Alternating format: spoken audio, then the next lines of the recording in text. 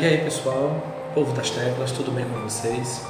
Bem, é um prazer estar aqui para mais uma conversa, né? Não olho para a minha voz, eu estou um pouquinho rouco, mas vai dar para a gente gravar esse vídeo, né? E fazer uma continuação, na verdade. Esse aqui seria um tutorial número 2, né? Uma segunda parte de um vídeo que a gente gravou, foi um dos últimos vídeos que eu gravei, né? Intitulados O que é necessário aprender para tocar teclado na igreja. Então eu observei que o vídeo teve muitas visualizações, né? E teve alguns comentários também, e eu resolvi fazer outros comentários, né? E falar um pouco mais sobre isso. Então, alguns alunos viram, né, o vídeo, me questionaram a questão de partitura, de cifras, enfim, tem outras dúvidas, né, que a gente pode falar agora, pode esclarecer. Bem, um outro ponto, né, que eu quero, na verdade nesse vídeo eu quero acrescentar, mas eu quero falar sobre 5 pontos, né? O primeiro seria uma dúvida, né? É necessário estudar partitura? Para você tocar na igreja, é necessário você tocar partitura? A partitura, como a gente já disse, é apenas um sistema de escrita e ela é muito útil, ela é um recurso didático muito valioso na questão do ensino, né? Então, quando uma pessoa está estudando música e aprende partitura, com certeza ela está tendo acesso a sons, a boas músicas, a melodia, a harmonia, a representação musical. Então ela está enriquecendo o seu conhecimento, né, musical. Em teoria elementar, a sua experiência musical, né? Eu acho interessante a experiência com partituras, porque você passa um tempo da sua vida numa nostalgia, né? Você olha um pouco para o passado, o que foi feito no passado em relação à música, até porque no Brasil, por exemplo, a gente tá, se bem que as coisas têm mudado, né? A gente tem visto que as partituras estão surgindo, mas ainda é muito pouco, né? Comparado ao que se produz de música. Mas é interessante, quando a gente estuda partitura, a gente passa um tempo numa nostalgia, né, estudando o passado, vendo coisas que foram feitas, e isso é muito bom para que você entenda o que é feito hoje, né, como é feito hoje, por que é feito dessa forma. Então, eu acredito que para tocar na igreja, né, e você estudar partituras é uma experiência muito válida, né? Então, por mais que você pense que está perdendo tempo, na verdade você está ganhando experiência, né? Eu acho que nada que você para estudar é perca de tempo, mas sim ganho de experiência. E isso não é diferente com a música, né? Então sim, estudar partitura é muito importante sim para a sua formação, para um dia você tocar na igreja, sim. Quanto tempo levaria até conseguir tocar na igreja? É outra pergunta que muita gente faz. Rapaz, essa é uma pergunta difícil da gente responder. Algumas pessoas são mais talentosas, outras pessoas são menos talentosas, outras pessoas simplesmente não têm talento algum.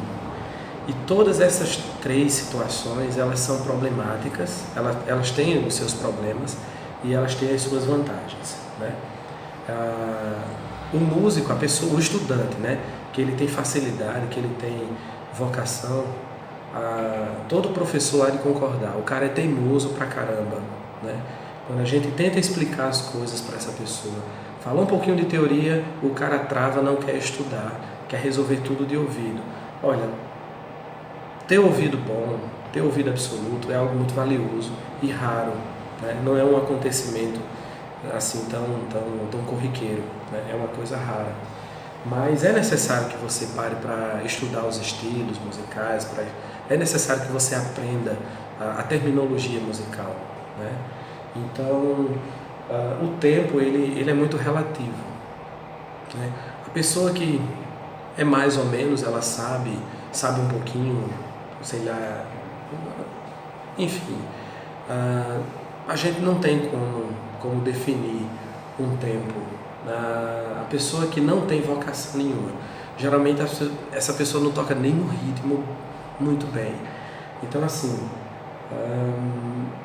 eu não tenho como estipular em quanto tempo ela vai tocar na igreja. Agora, a coisa é certa: A partir do dia que você começa a estudar música na escola, na internet, com um professor particular, uma dica muito interessante é tentar você tem que tentar colocar aquela teoria na prática, né, tentando resolver problemas que vão surgir lá no ensaio da igreja, né? Você vai na internet e pega uma música cifrada ou com partitura, você vai tentar aplicar aqueles conhecimentos que você está adquirindo na escola para resolver aquela música, para tentar tocar aquela música, né?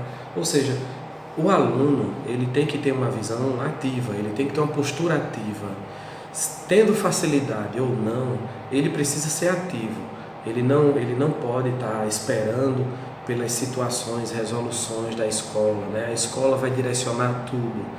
Bem, é importante você seguir um direcionamento da escola no que se refere à aquisição do conhecimento, certo? Mas na resolução dos problemas musicais, eu acho que você tem que estar mais atento, né? Porque se você pretende tocar na igreja, você tem que se inserir no meio da banda, você tem que procurar conversar com os integrantes do Ministério de Louvor ou do Ministério de Música, né? E tentar se encaixar, tentar ver como você pode ajudar e aprender com eles também, né? Porque a questão da técnica de banda é algo que você vê muito na teoria na escola e de fato a gente só consegue técnica de banda na própria banda, no próprio grupo musical, né? Então a gente vê muita teoria, mas é bom colocar a teoria na prática sim. E no caso do grupo musical, você tem que se inserir no grupo, né? Aí vem a questão da timidez, da ansiedade, essas coisas, mas são coisas que você faz parte, né? Faz parte.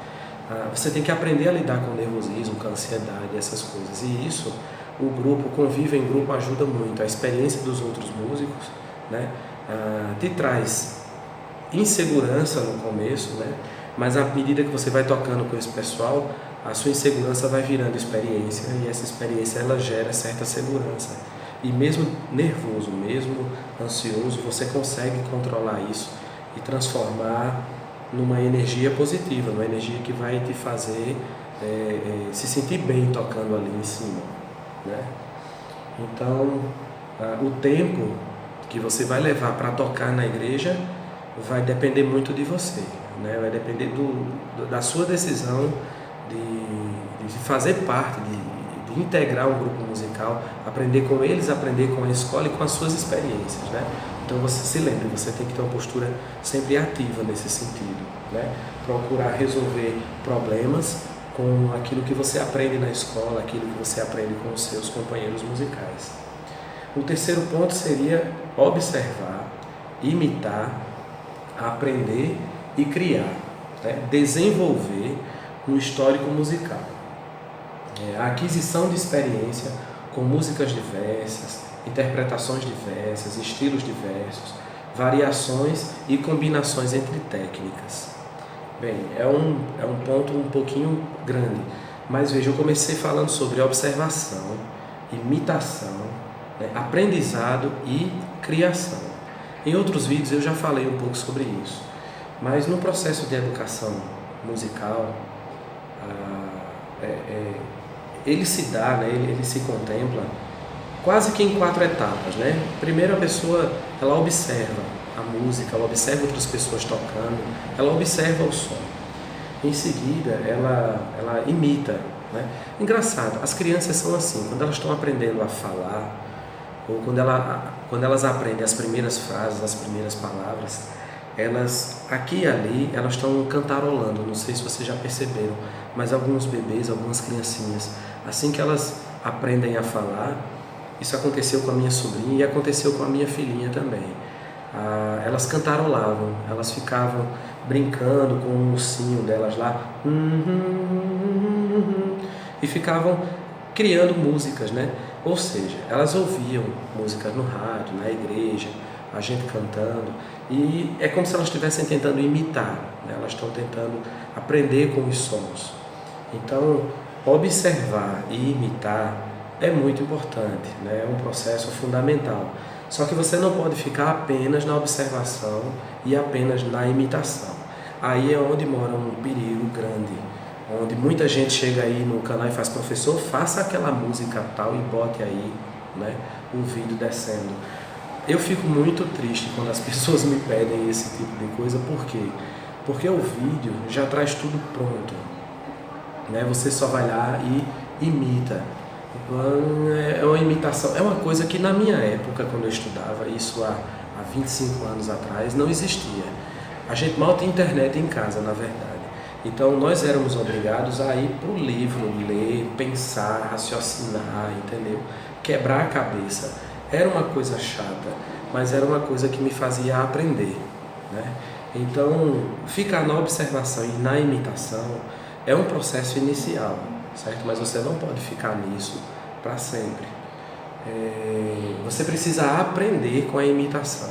Então, quando você vê na internet, aí, nos canais que você gosta de assistir, as pessoas tocando, não fique apenas na imitação ingênua, né? Comece a perguntar por quê. Por que é que ele tocou desse jeito? Que acorde é esse? Por que é maior? Por que é menor? Como ficaria isso escrito numa partitura, né? A questão da partitura, de você ver a melodia escrito, não tem valor, né? A partitura é uma radiografia da música. Entenda que o som é algo que você não consegue pegar, mas quando você vê uma partitura escrita, você consegue ver as notas, você tem uma visão da música que assim, não tem descrição, né? O músico, quando olha para um papel que consegue visualizar a melodia e todos os elementos que ela tem, é fantástico, né? É de uma satisfação incrível. E nesse processo todo de você observar, imitar, aprender, chega-se ao ponto de criar. Muita gente procura a minha escola, procura a minha ajuda para tocar na igreja e quer improvisar. Olha, bota uma coisa na cabeça, preste muita atenção no que eu vou dizer, certo? Para que você improvise, você precisa ter uma gama de conhecimento sobre determinado assunto, um determinado tema, né? E você precisa ter um domínio em cima desse assunto, desse conhecimento, que te faça flutuar sobre ele. O improviso na música, ele funciona quase ou da mesma forma como a fala, né? Ao falar, você está expressando o seu pensamento em tempo real. Então, pessoas que têm um vocabulário pequeno ou que não gostam de ler e por isso têm dificuldade de escolher palavras, são pessoas que têm dificuldade de explicar aquilo que pensam. São pessoas que têm dificuldade de falar em público. Por quê? Porque possuem um vocabulário pequeno. Então, por que você não consegue improvisar? Porque a sua experiência musical é curta, né? Você imitou pouco, você leu poucas partituras, né? Você só se preocupa com a música atual, você não foi no passado, você não deu uma voltinha lá na nostalgia, certo? E isso é importante para um músico, né? Você na sua formação, né, enquanto instrumentista, tal, observar, imitar, aprender para poder criar. E essa sequência ela tem que ser seguida, né, dessa maneira. Você não pode começar aprendendo, imitando, observando, não. Você tem que começar observando. Primeiro veja como as pessoas tocam, veja como é feito. Depois imite, faça a mesma coisa e comece a questionar. Quando você começa a questionar, então você aprende. Quando você aprende, você vai ter dúvidas, você vai cometer erros, né? Você vai cometer acertos e esse processo gera o quê? Gera aprendizado, certo? Gera experiência e com a experiência você vai poder fazer trocadilhos e esses trocadilhos vão virar improvisos, vão virar coisa autoral, coisa sua, certo? O quarto ponto seria a apresentação de um livro, né? Eu queria apresentar para vocês um livro. O livro se chama Vida e Música, Construindo Pessoas para Cristo através da música. Esse livro, ele traz assim muitas pérolas, sabe?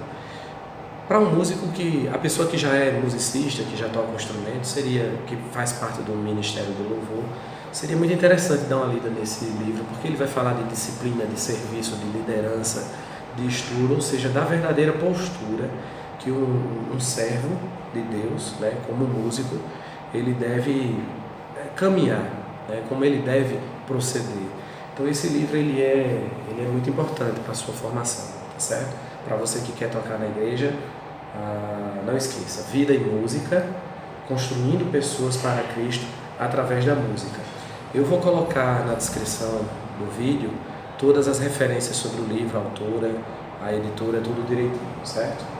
E por último, né, o quinto ponto seria: a música é um agente formadora, modeladora da cultura da igreja e do meio social também, né? Então nós como músicos, né, você como instrumentista, você tem uma responsabilidade social, seja na igreja, seja na sociedade, né? Portanto, você tem uma responsabilidade musical, né? Tudo que você toca, muito provavelmente alguém vai ouvir, alguém vai criticar, alguém vai gostar ou não, ou seja, você gera uma opinião nas pessoas, né? E quanto mais conhecimento e experiência você tiver nessa área musical, quanto mais conhecimento você tiver das ferramentas que você utiliza, né, eu acho que mais influência você pode,